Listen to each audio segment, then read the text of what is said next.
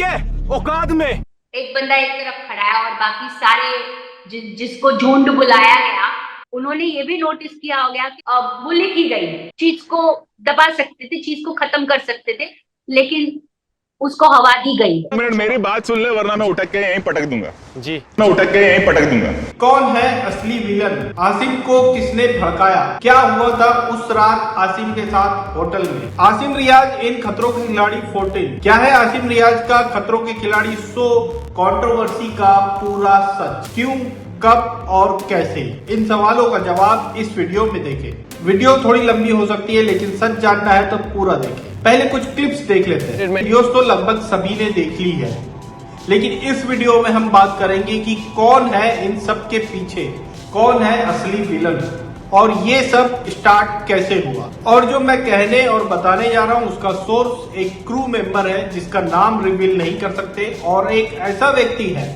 जो कि on camera off camera दोनों टाइम इस पूरे मामले में था। जी हाँ, उसका नाम है शिल्पा शिंदे। देखो, असल में बताऊं मैं, अगर असल की बात करें तो कुछ भी नहीं हुआ था। नोटिस किया होगा, जो आसिफ के फैंस नहीं भी है उन्होंने ये भी नोटिस किया होगा कि थोड़ा सा बुली की गई है, चीज को दबा सकते थे, चीज को खत्म कर सकते थे, लेकिन उसको हवा दी गई है। मगर एक होती है चीजें, जैसे कि आप सब लोगों ने देखी और दोनों पार्टीज की, जो एक बंदा एक तरफ खड़ा है और बाकी सारे जिसको झुंड बुलाया गया, तो मुझे ऐसा लगता है थोड़ी बुली की गई। जब आपको पता है इंसान छेड़ोगे तो छिड़ जाएगा, तो वो छेड़ने वाली बात थी वहां पर, ऐसा मुझे लगता है।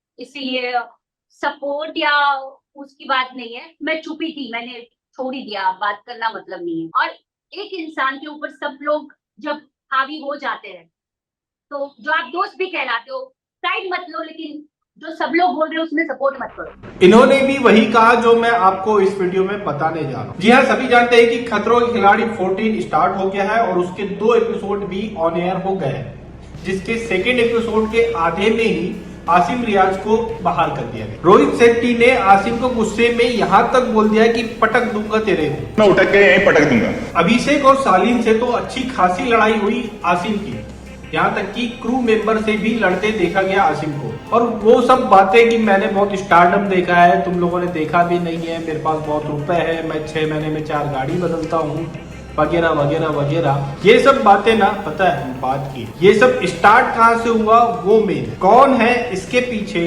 वो मेन है। क्योंकि देखो क्या होता है कि अगर कोई किसी को मारने की सुपारी देता है किसी थर्ड पर्सन को, तो वो थर्ड पर्सन तो जरूर दोषी होता है, लेकिन जो सुपारी दे रहा है वो उससे ज्यादा बड़ा दोषी होता है। यहाँ भी वैसा ही है। हालांकि यहाँ पर किसी ने सुपारी नहीं दी, लेकिन बिहाइंड द सीन यहाँ पर भी एक मुजरिम है और वो व्यक्ति अब तक ओपन नहीं हुआ है। देखिए, आसिम ने जो बोला वो सब गलत है, लेकिन उसे इस मेंटल लेवल तक ले जाया गया ताकि वो ये सब करे।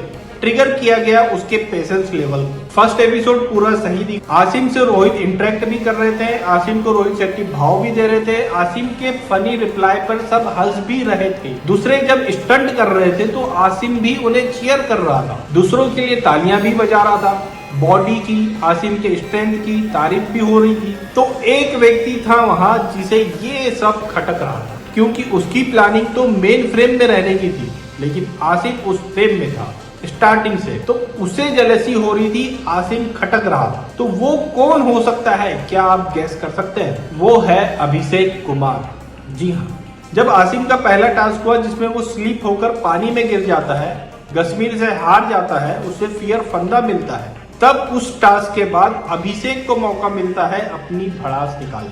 आपने एपिसोड में थोड़ा सा देखा होगा, थोड़ा ही दिखाया गया है, पूरा तो और भी ज्यादा था। उसमें आसिम को पोक करने के लिए पहुंच जाते हैं अभिषेक और सालिन भनोट, और ये पोकिंग बहुत लंबी चलती है। ये था पहला बार। फिर बिहाइंड द कैमरा जहां ये लोग होटल में होते हैं, वहां भी ये सब कंटिन्यू था। तो ये पोकिंग होटल में भी कंटिन्यू थी, बल्कि होटल में एक गैंग बन गई आसिम वर्सेस अभिषेक, सालिन और नियाती फतनानी की, और बाकी लोग सिर्फ हंसने का काम कर रहे हैं। ये था सेकंड ट्रिगर पॉइंट। और जब नेक्स्ट टास्क का दिन आता है तो ये लोग सब साथ में बस में जाते हैं, तो ये भी जानकारी मिली है कि बस में भी ये सब कंटिन्यू था। सेकंड स्टंट भी आसिम हार जाता है, बल्कि एक तरह से अबॉर्ट ही कर देता है, जबकि नियति फतनानी और आशीष उसे कंप्लीट कर लेते हैं। तब जो होता है सबसे बड़ा वार, सेकेंड टाइम भी टास्क हार जाने पर जो उसे पोक किया गया, अभिषेक, सालिम भनोट, नियति फतनानी और इसमें जाने अनजाने में दूसरे कंटेस्टेंट भी शामिल हो गए। सभी मिलकर हंसने लगे और आसिम अकेला पड़ गया। जब ऐसा किसी को कॉर्नर कर दो तो कुछ लोग उसे सहन नहीं कर पाते और वो ये बताने की कोशिश करते कि तुम लोग गलत आदमी को छेड़ रहे हो, मैं बहुत बड़ा वाला हूँ, मैं ऐसा कर दूंगा, मैं वैसा कर दूंगा।